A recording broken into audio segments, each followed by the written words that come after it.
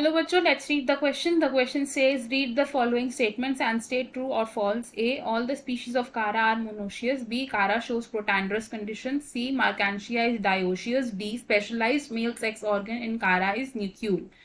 तो क्वेश्चन में हमें बोला कि कौन सी स्टेटमेंट्स ट्रू है और कौन सी स्टेटमेंट फॉल्स है, ये हमें चूज करना है फ्रॉम द गिवन ऑप्शन. हमारी फर्स्ट स्टेटमेंट में कहा गया है कि कारा की सभी स्पीशीज मोनोशियस होती है. सेकंड स्टेटमेंट में कहा गया है कि कारा एक प्रोटैंड्रस कंडीशन को शो करता है. थर्ड स्टेटमेंट में कहा गया है कि मार्कैंशिया एक डायोशियस ऑर्गेनिज्म है. और फोर्थ स्टेटमेंट में कहा गया है कि कारा में जो मेल सेक्स ऑर्गन होता है उसे हम नुक्यूल कहते हैं. तो सबसे पहले हम इस क्वेश्चन में की कॉन्सेप्ट को समझेंगे. की कॉन्सेप्ट, इस क्वेश्चन में हमारा क्या की कॉन्सेप्ट यूज होगा? Sexual reproduction.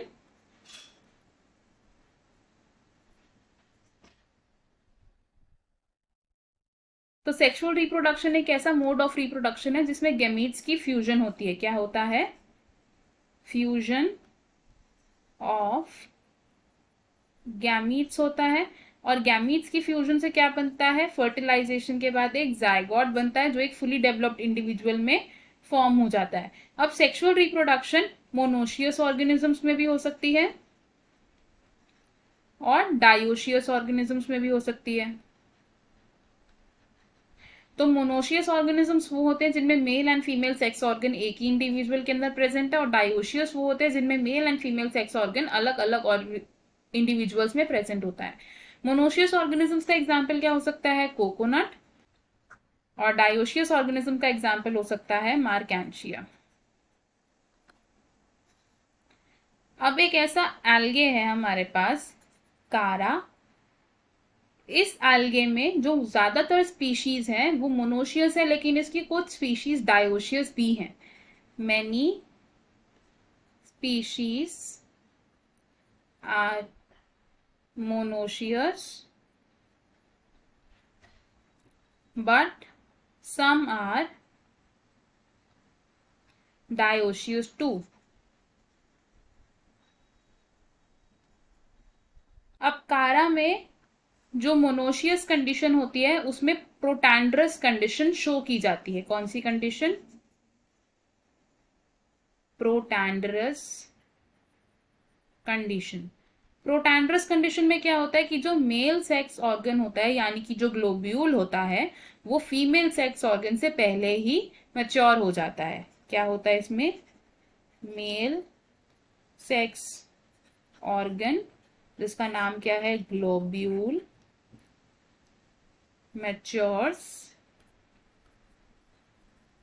Earlier than the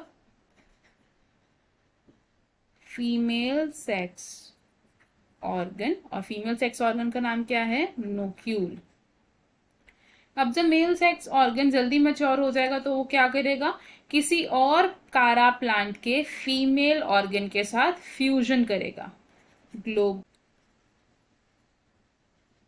matured globule fuses with nucleus of another plant.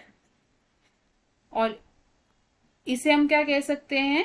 This is cross fertilization. Cross fertilisation.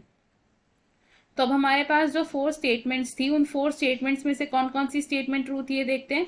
First statement is false क्योंकि कारा की सभी स्पीशीज मोनोशियस नहीं होती हैं, कुछ स्पीशीज डायोशियस भी होती हैं. सेकंड स्टेटमेंट इज ट्रू क्योंकि कारा प्रोटैंड्रस कंडीशन को शो करता है. थर्ड स्टेटमेंट होगी हमारी ट्रू क्योंकि मार्कैंशिया एक डायोशियस ऑर्गेनिज्म है. एंड फोर्थ स्टेटमेंट होगी हमारी फॉल्स क्योंकि कारा में मेल सेक्स ऑर्गन को नुक्यूल नहीं कहते, उसे ग्लोब्यूल कहते हैं. तो हमारा करेक्ट आंसर क्या होगा from the given options? It will be option 4. बाकी के ऑप्शंस क्यों इनकरेक्ट है अब ये देखते हैं. ऑप्शन 1 में कहा गया है कि सी स्टेटमेंट फॉल्स है और डी स्टेटमेंट ट्रू है. ये गलत कॉम्बिनेशन है इसलिए ये ऑप्शन रॉन्ग हो जाएगा.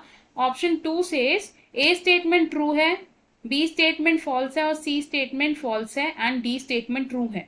तो ये गलत आंसर्स है फॉर द एवरी स्टेटमेंट, तो ये ऑप्शन भी हमारा रॉन्ग हो जाएगा. ऑप्शन 3 सेज ए और बी स्टेटमेंट ट्रू है, सी और डी स्टेटमेंट फॉल्स है, लेकिन ये गलत आंसर्स है क्योंकि ए स्टेटमेंट क्या है? फॉल्स है. और सी स्टेटमेंट क्या है? ट्रू है, तो ये ऑप्शन रॉन्ग हो जाएगा। हमारा करेक्ट और फाइनल आंसर होगा इस क्वेश्चन में option 4। I hope you understood it well. All the best. Thank you.